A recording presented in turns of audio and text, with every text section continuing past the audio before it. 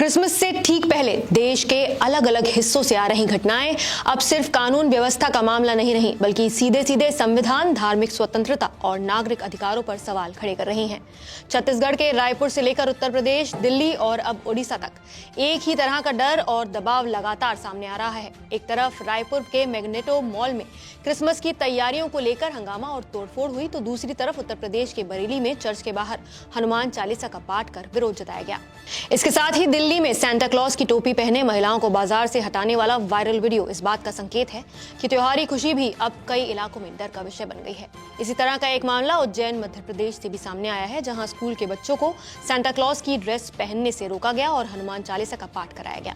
सवाल सीधा है, किस अधिकार से कोई दूसरा ये तय करने लगा कि आप क्या पहनेंगे, किस भगवान को मानेंगे और कौन सा त्योहार मनाएंगे।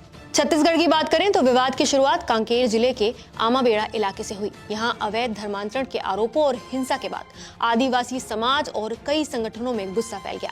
इसी आक्रोश के चलते 24 दिसंबर को पूरे प्रदेश में छत्तीसगढ़ बंद का आह्वान किया गया। रायपुर, दुर्ग, बिलासपुर, जगदलपुर और कांकेर जैसे शहरों में सुबह से बाजार बंद रहे। स्कूल और दफ्तरों पर असर पड़ा और बस ऑटो सेवाएं भी प्रभावित हुई। इस बंद का सबसे ज्यादा असर रायपुर में देखने को मिला, जहां तेलीबांधा थाना क्षेत्र के मैग्नेटो मॉल में हंगामा हो गया। मॉल में क्रिसमस के लिए की गई सजावट को प्रदर्शनकारियों ने फेंक दिया और तोड़फोड़ की। नारेबाजी हुई और कुछ देर के लिए माहौल तनावपूर्ण हो गया। पुलिस मौके पर पहुंची और स्थिति को संभाला, लेकिन पुलिस का कहना है कि मॉल प्रबंधन की तरफ से अब तक कोई लिखित शिकायत नहीं आई है, लेकिन शिकायत मिलने पर जांच और कार्रवाई की जाएगी।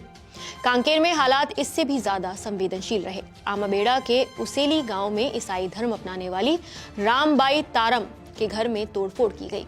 महिला का आरोप है कि उसने अपनी मर्जी से धर्म बदला है और जब उसने हिंदू धर्म में लौटने से इनकार किया तो उसके घर को निशाना बनाया गया। इस घटना ने आदिवासी इलाकों में पहले से मौजूद तनाव को और भी बढ़ा दिया है। इसी बीच धमतरी में सर्व हिंदू समाज सड़क पर उतर आया। यहाँ आक्रोश रैली निकाली गई, जिसमें धर्मांतरण और प्रशासन के खिलाफ नारे लगाए गए। रैली एसडीएम कार्यालय पहुंची, जहां मुख्यमंत्री के नाम 5 स्तरीय मांगों का ज्ञापन सौंपा गया। प्रदर्शनकारियों की मांग थी कि अवैध धर्मांतरण पर सख्ती से कार्रवाई हो और प्रशासन लापरवाही न बरते। छत्तीसगढ़ के साथ साथ उत्तर प्रदेश में भी मामला तूल पकड़ता दिखा। बरेली में सेंट एल्फांसिस कैथेड्रल चर्च के बाहर बजरंग दल कार्यकर्ताओं ने हनुमान चालीसा का पाठ किया। बताया गया कि एक स्कूल में बच्चों से क्रिसमस कार्यक्रम के लिए सेंटा क्लॉज की पोशाक पहनने को कहा गया था, जिस पर आपत्ति जताई गई।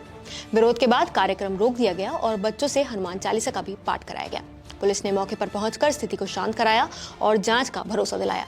वहीं दिल्ली में इससे भी ज्यादा चौंकाने वाला वीडियो सामने आया है, जहां सेंटा क्लॉज की टोपी पहने महिलाओं को बाजार से भगा दिया गया, सिर्फ टोपी पहनने की वजह से। जरा ये वीडियो देखिए।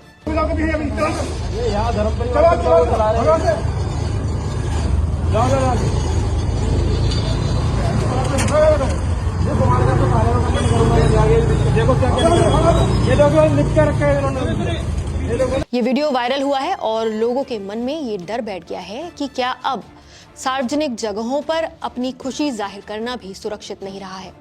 अब ओडिशा से आई इस घटना के बारे में भी आपको बता देते हैं, जहां पर ये कड़ी और खतरनाक बन गई है।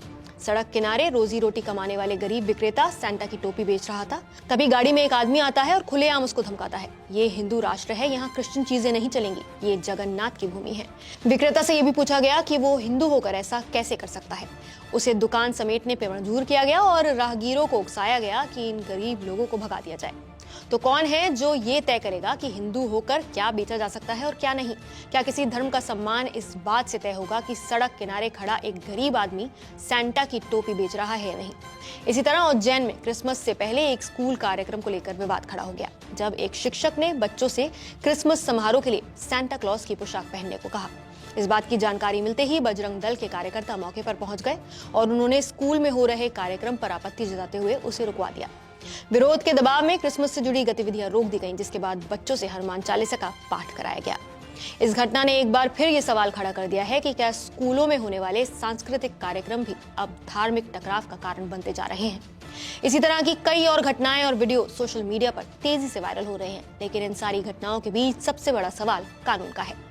भारतीय संविधान का अनुच्छेद 25 हर नागरिक को अपने धर्म को मानने और अपनाने की आजादी देता है, लेकिन ये आजादी सार्वजनिक शांति और कानून व्यवस्था के दायरे में है। इसी वजह से छत्तीसगढ़ और उत्तर प्रदेश जैसे राज्यों में अवैध धर्मांतरण को रोकने के लिए खास कानून भी बनाए गए हैं। इन कानूनों के तहत बल, लालच या फिर धोखे से कराए गए धर्मांतरण को अपराध माना जाता है। साथ ही ये भी साफ है कि विरोध के नाम पर तोड़फोड़, हिंसा या फिर जबरन किसी गतिविधि को रोकना भी कानून गलत है। संपत्ति को नुकसान पहुंचाना और सार्वजनिक शांति भंग करना अपराध की श्रेणी में आता है, चाहे वजह कोई भी हो। कुल मिलाकर छत्तीसगढ़ से लेकर उत्तर प्रदेश तक की ये घटनाएं बताती हैं कि धर्मांतरण का मुद्दा कितना संवेदनशील हो चुका है।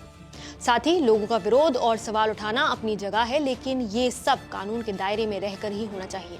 प्रशासन के लिए भी ये वक्त आ गया है कि वो निष्पक्ष जांच करे और ये सुनिश्चित करे कि आस्था और कानून के बीच संतुलन कैसे बनाया जाएगा। आप इन सब घटनाओं पर क्या कहेंगे, हमें कमेंट करके अपनी राय जरूर बताइए। नमस्कार, मैं हूं मानक गुप्ता। अगर आपको हमारा ये वीडियो पसंद आया हो तो इसे लाइक और शेयर जरूर करें और हाँ, हमें सब्सक्राइब और फॉलो करना ना भूलें ताकि आप देश और दुनिया की कोई खबर मिस ना करें। तो जुड़े रहिए हमारे साथ और देखते रहिए न्यूज़ 24।